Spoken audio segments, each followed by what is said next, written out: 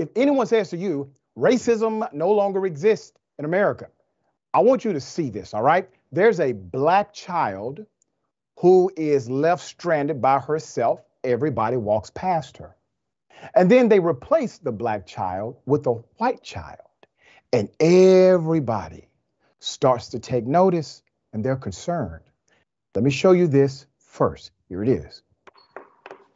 Okay. This is basically a real world experiment. Okay. You see how everyone is just bypassing the stranded, lonely, by herself black child? You saw that? Now replace it with a white child.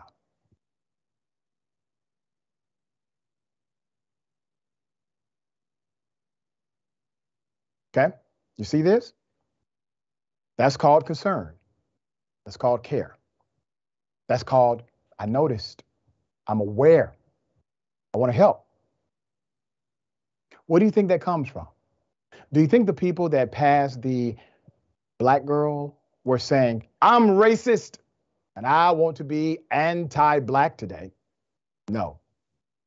It's called innate bias, unconscious bias. And as I have said many times before, it does not matter if your bias is conscious or unconscious. The result is the same. You see, if that was a real scenario, who is the more likely victim to be snatched up by a predator in that situation?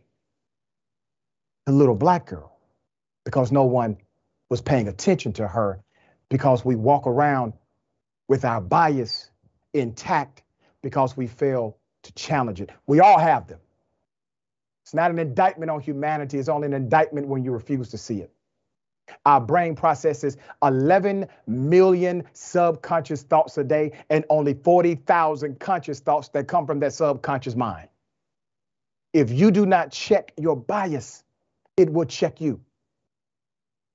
Let me also take you to this, all right? Last year, here it is.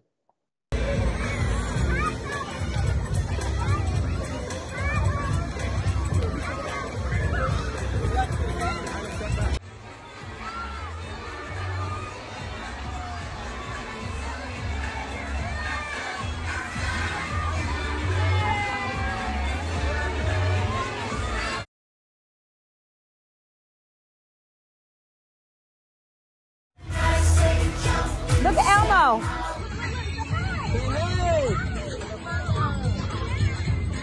Hey. One clip went viral last year. We reported on this. And then remember, so many other videos came forward. This was Sesame Place. These were Sesame Place characters. When the reality of bias is evident, when it is clearly presented, people will say, no, they just could not see through their costume. All types of excuses came out. Now, for the recent experiment that you just saw, the black girl was ignored. The white girl was cared for. People were concerned. What do you think the pushback is going to be? There's more. Let me put up some of the reaction. Maya Wiley, all right? President and CEO of the Leadership Conference tweeted this in response to the video. I once was this little girl, separated from my dad, and white adults would not help me. It was at night. It was dark. I was not safe. I told them I was lost. It was a black woman who helped get me home. This hurts so much to see today. Dr. Kish Kumi, Price former head of the Louisville Urban League, said this about the video. And if you're secretly thinking, well, the black girl looks older, that is the product of systemic racism in which black children are perceived as being older than they are.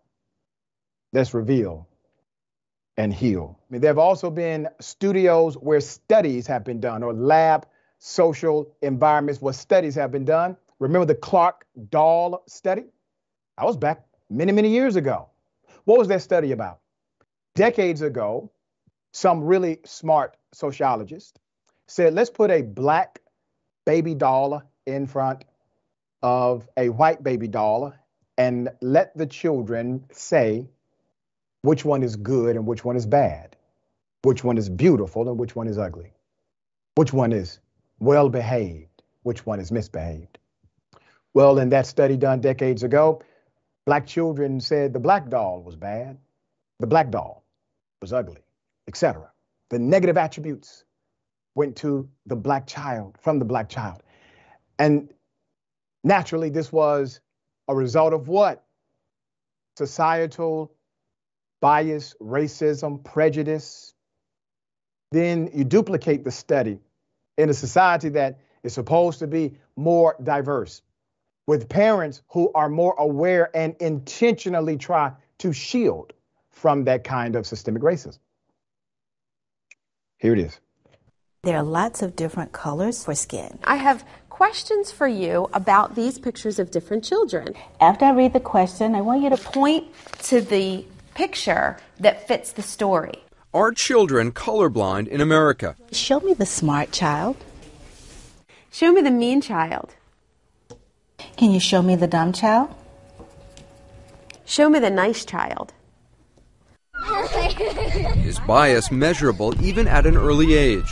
Why is she the bad child? Because she's black. And why is he the ugly child? Because he looks like he's white. Why is he the dumb child? Because she has dark brown skin. Why is she the bad child? Because she makes fun of everybody else's skin color. How much do kids learn from what they see and hear from adults? Show me the child who has the skin color most adults like. And show me the child who has a skin color most adults don't like. These are questions that we, along with CNN's Soledad O'Brien and a team of psychologists hired by CNN, spent months investigating through tests, interviews with children and their parents. But they're questions that have been asked for decades. The first doll study ignited controversy in the 1940s, when psychologists Kenneth and Mamie Clark pioneered studies in the effects of segregation in schools by asking African American kids to choose between black and white dolls. The so-called doll test found black kids overwhelmingly preferred white over black. Those results were at the center of the landmark 1954 Supreme Court case Brown versus the Board of Education that desegregated American schools. And remember, Brown versus Board of Education was about a doctrine known as separate but equal. And in the court, it was proven they were separate but absolutely not equal. Rickey, I know you know a lot about this history. You are authentically from the civil rights movement in spirit and in culture. What are your thoughts about this?